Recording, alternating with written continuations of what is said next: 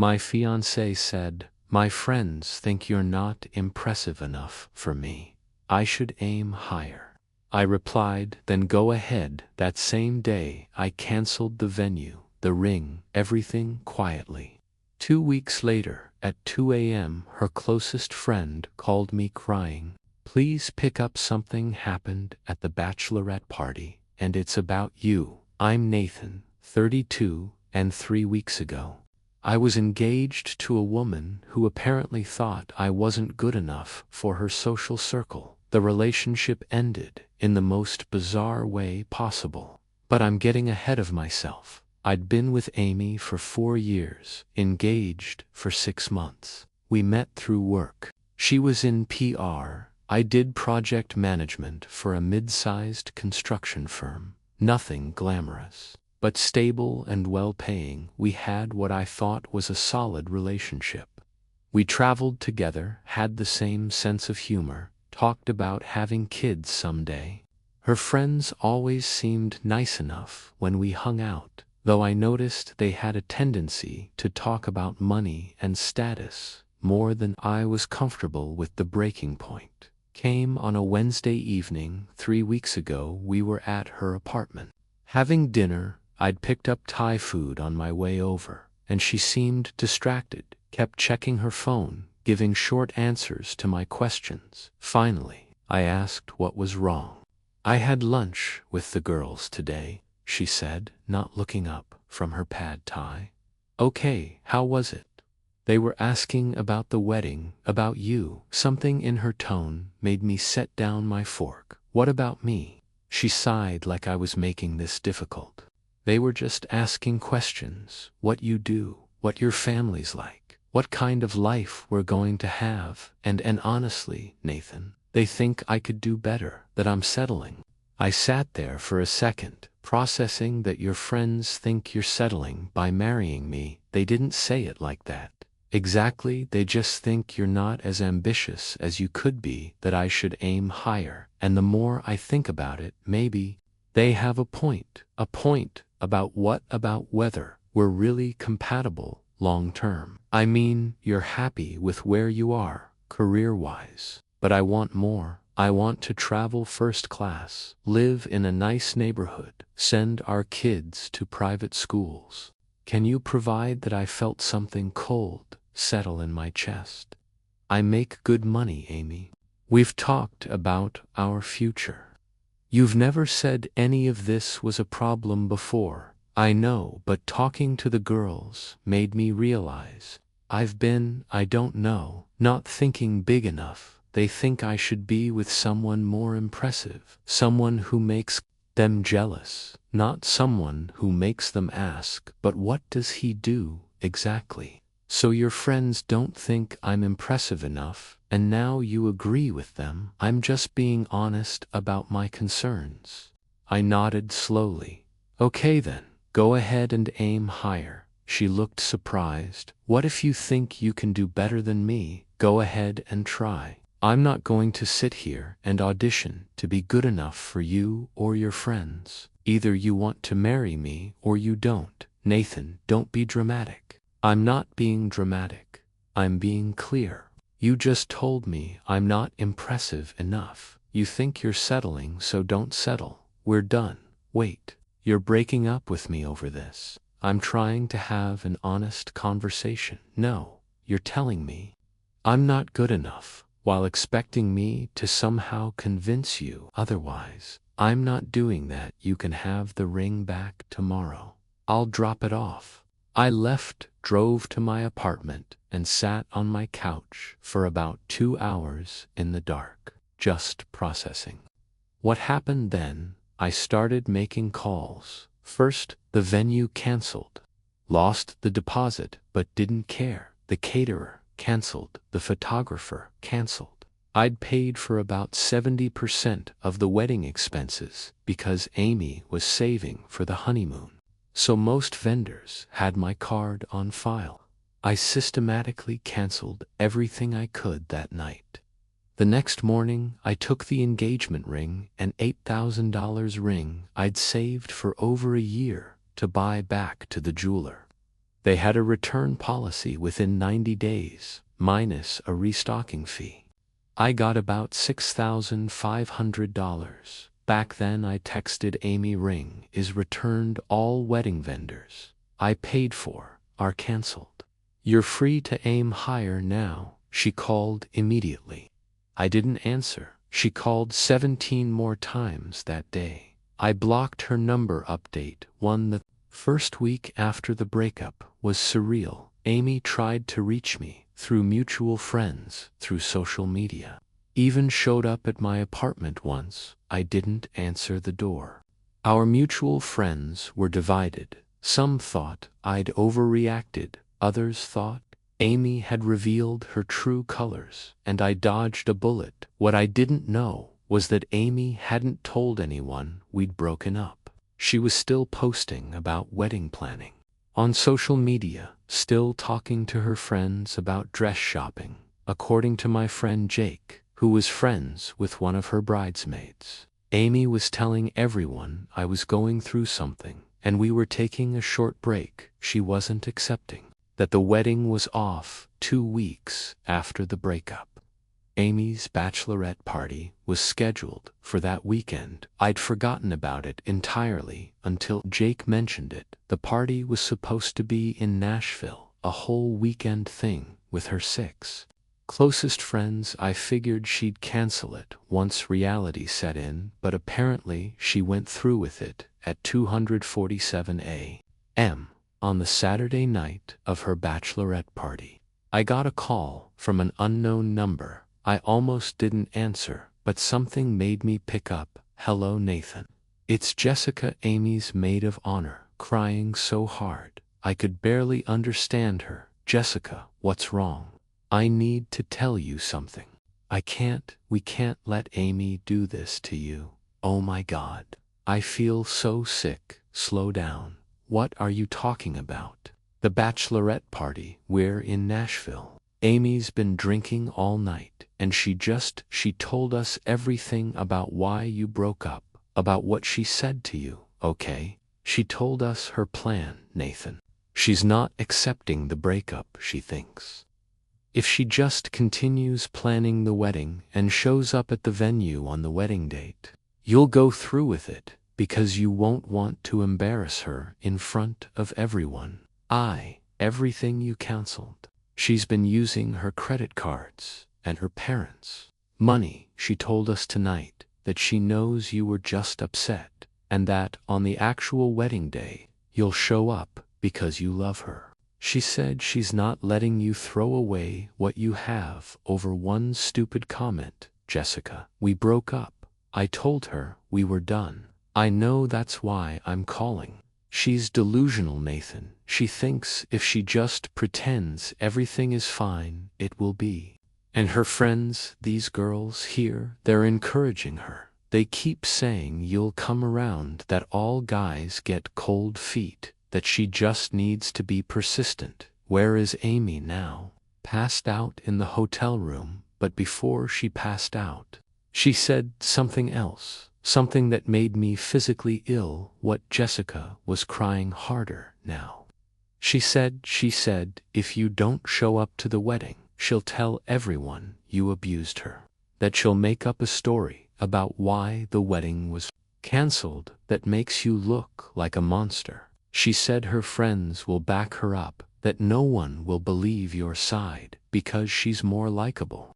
I felt ice water in my veins. She said that. Yes, I swear to God, Nathan. I heard her say it. We all did, and most of these girls laughed like it was a joke. But I know Amy, she'll do it. She's so obsessed with not looking bad that she'll destroy your reputation to save face. Why are you telling me this?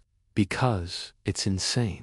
You're a good guy. You didn't deserve what she said to you, and you definitely don't deserve this. I told Amy I thought she was wrong about you not being impressive enough. I told her she was being shallow and stupid, but she wouldn't listen, and now she's planning to either trap you into a wedding or ruin your life if you don't comply. I was quiet for a long moment. Are the other bridesmaids there with you? Yeah, most of them are asleep or drunk. But Melissa heard everything too. She's here with me. We both think you need to know. Can you record Amy saying this stuff, or get any of it in writing? I can try. She has our group text where she's been talking about the wedding like it's still happening. I can screenshot that. Do it. Send me everything. And Jessica.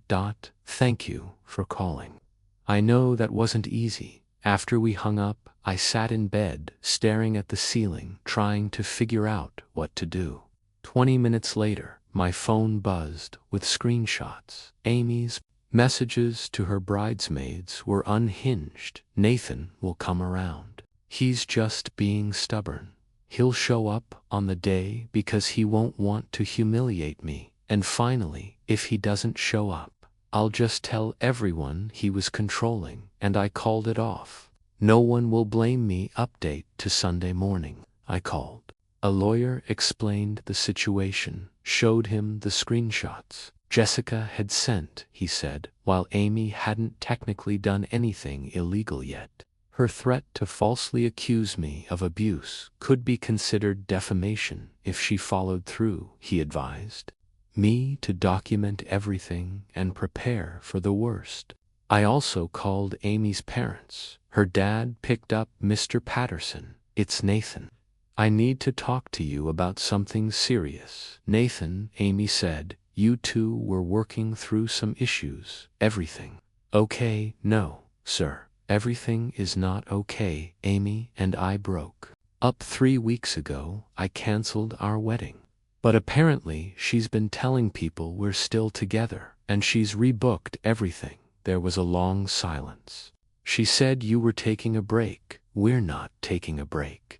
We're broken up, she told me. I wasn't impressive enough for her and her friends. When I ended things, she refused to accept it. Now she's in Nashville, telling her bridesmaids that if I don't show up to a wedding I didn't agree to, she falsely claimed, I abused her. That's Nathan. That's a serious accusation. I have proof. Her maid of honor called me last night. I have screenshots of Amy's messages. She's planning to either force me into this wedding or destroy my reputation. I wanted you to hear this from me before it escalates. Mr. Patterson asked me to send him the screenshots. I did. He said he'd call me back. He called back 2 hours later. I talked to Amy. She's not in a good place, Nathan. She admitted she's been in denial about the breakup. She swears she wouldn't actually make false accusations, that she was drunk and talking nonsense. With all due respect, sir, drunk words are sober thoughts. I can't trust that she won't go through with it. I understand. I'm going to get her home from Nashville today, and we're going to have a family conversation. I'm also going to make sure the wedding vendors are contacted and everything is definitively canceled. You have my word. Thank you, Nathan, for what it's worth. I think Amy made a terrible mistake. You've always been good to her. I'm sorry. It ended this way. Update. Jessica texted me updates. Over the next few days, Amy was forced to tell her friends the truth, that we were broken up, that she'd sabotaged the relationship by telling me I wasn't good enough, and that her plan to wait me out had failed spectacularly. The friend group imploded. Jessica and Melissa both distanced themselves from Amy, disgusted by her behavior. The other bridesmaids apparently felt deceived and embarrassed that they'd been helping plan a wedding that wasn't happening. Amy's reputation in her social circle took a massive hit. For days after the Nashville incident, Amy sent me a long email. It was partly apologetic, partly defensive, and included a lot of excuses about how she'd been confused and influenced by the wrong people. She claimed she never would have actually accused me of abuse, that it was just drunk talk. She asked if we could meet for coffee to get closure. I didn't respond. A week later, I heard through Jake that Amy had started therapy. Her parents had apparently made it a condition of continuing to support her financially. I was glad she was getting help, but it wasn't my problem anymore. The weirdest part of all this was how many people reached out to tell me I'd done the right thing. Friends I hadn't talked to in years, even Amy's cousin, who I'd met maybe twice, sent messages saying they'd always thought Amy was too focused on appearances and status. It was validating, but also made me wonder how many people had been thinking that while we were together. Final update: it's been 2 months since the breakup. I'm doing well, all things considered. I've been focusing on work, started going to the gym more consistently, and reconnected with some friends I'd neglected during the relationship. Jessica and I have stayed in touch just as friends. She feels guilty about not speaking up sooner about Amy's behavior.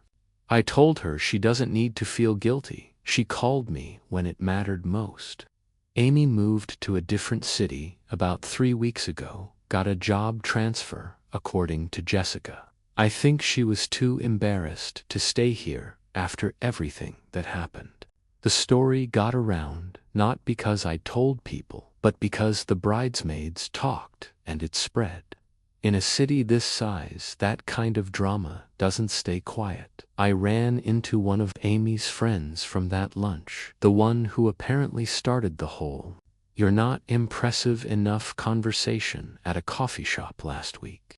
She actually approached me. "Nathan, hi, can I talk to you for a second?" "Sure. I just wanted to say I'm sorry for what I said about you to Amy. I didn't think she'd actually take it seriously, and I definitely didn't think it would blow up like this." "What exactly did you say?" She looked uncomfortable.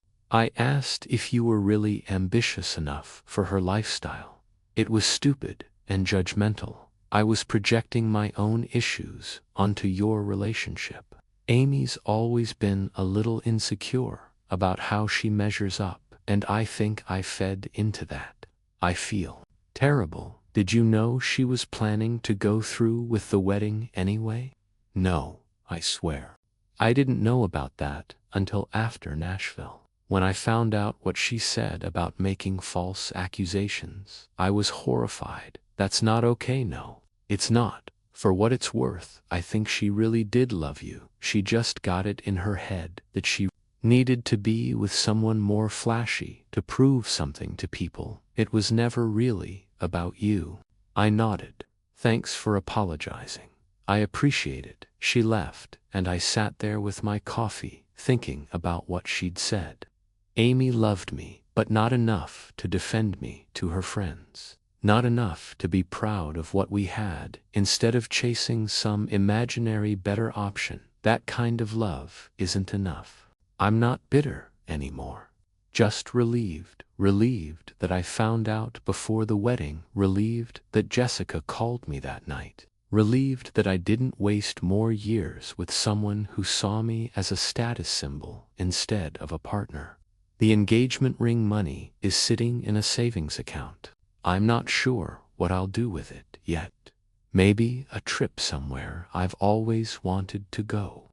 Maybe just let it sit there as a reminder that I made the right choice. Amy's parents sent me a card last week apologizing for everything and thanking me for handling it with maturity that was unexpected, but nice. As for dating again, I'm not there yet, but I'm open to it eventually. Next time, I'll be more careful about someone's values, about whether they see me as enough, exactly as I am, without needing to be more impressive for their friends. I learned that the right person won't need to aim higher because they'll already know they hit the target.